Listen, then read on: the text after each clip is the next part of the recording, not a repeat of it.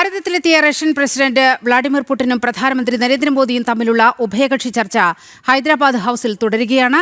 2030ഓടെ ഉഭയകക്ഷി വ്യാപാരം $100 ബില്യൺ ഉയർത്തുക, വ്യാപാര സാമ്പത്തിക ബന്ധങ്ങൾ ശക്തിപ്പെടുത്തുക കൂടിയാണ് കൂടിക്കാഴ്ചയുടെ ലക്ഷ്യം.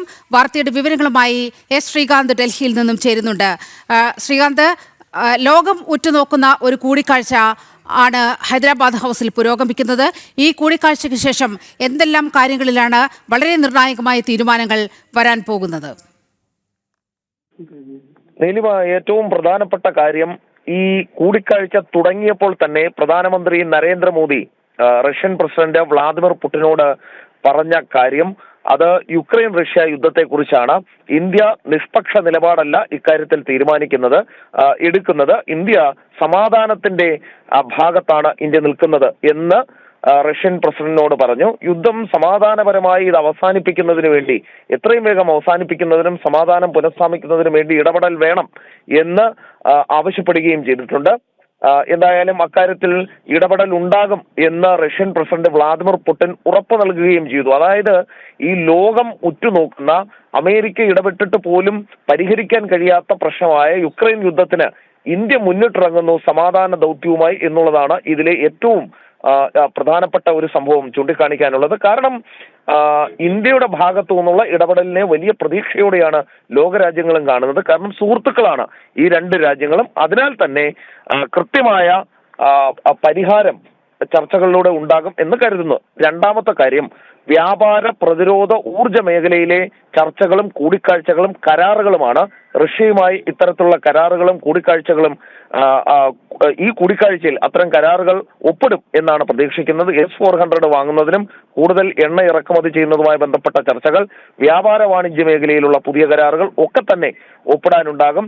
അത് റഷ്യയുടെ ഭാഗത്തു നിന്നുള്ള മുതിർന്ന മന്ത്രിമാരും ഇന്ത്യയുടെ ഭാഗത്തെ മുതിർന്ന മന്ത്രിമാരും തമ്മിൽ കൂടിക്കാഴ്ച നടത്തുന്നുണ്ട്. ദേശീയ സുരക്ഷാ ഉപദേഷ്ടാവുണ്ട്. അതായത് അമേരിക്ക ഇന്ത്യയെ ഞെരുക്കി നശിപ്പിക്കാൻ ശ്രമിക്കുമ്പോഴും ശക്തമായി മുന്നോട്ട് കൊണ്ടുപോവുകയാണ് റഷ്യയെ കൂടെ നിർത്തി ഇന്ത്യ. ഈ പുടിൻ വരുന്നതിന് മുൻപേ തന്നെ ഈ രാജ്യത്തിന്റെ പ്രതിപക്ഷ നേതാവ് വലിയ അസംതൃപ്തി പ്രകടിപ്പിച്ചുകൊണ്ട് രംഗത്ത് വരുന്ന കാഴ്ച നമ്മൾ കണ്ടതാണ്. വിദേശ നേതാക്കളോട് പ്രതിപക്ഷ നേതാവിനെ കാണരുതെന്ന് കേന്ദ്രം ആവശ്യപ്പെടുന്നു എന്ന ഒരു പ്രസ്താവന കൂടി രാഹുൽ ഗാന്ധിയുടെ ഭാഗത്തു നിന്നും ഉണ്ടായി.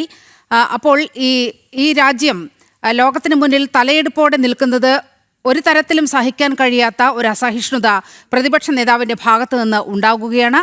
അതുകൂടി നമുക്കൊന്ന് പരാമർശിച്ചു പോകാം. ശ്രീകാന്ത്, കഴിഞ്ഞ ദിവസം രാഹുൽ ഗാന്ധി നിലപാട് പരസ്യമായി പറഞ്ഞതാണ്. അതായത് തന്നെ റഷ്യൻ പ്രസിഡന്റ് വ്ളാദിമിർ പുടിനുമായി കൂടിക്കാഴ്ച നടത്താൻ അനുവദിക്കുന്നില്ല. താൻ രാജ്യത്തിന്റെ പ്രതിപക്ഷ നേതാവാണ്.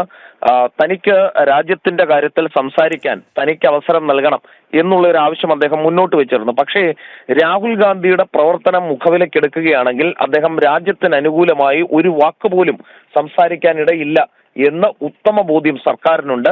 അത് ഓപ്പറേഷൻ സിന്ദൂറുമായി ബന്ധപ്പെട്ട പാകിസ്ഥാൻ ഉന്നയിച്ച അതേ വാദങ്ങൾ ഉയർത്തിപ്പിടിച്ച ഘട്ടത്തിൽ നമുക്ക് മനസ്സിലായതാണ്. ട്രംപ് ഇന്ത്യയുടെ എക്കോണമി ഒരു ചത്ത എക്കോണമിയാണ് എന്ന് പറഞ്ഞപ്പോൾ അത് ഉയർത്തിപ്പിടിച്ച വ്യക്തിയാണ് രാഹുൽ ഗാന്ധി.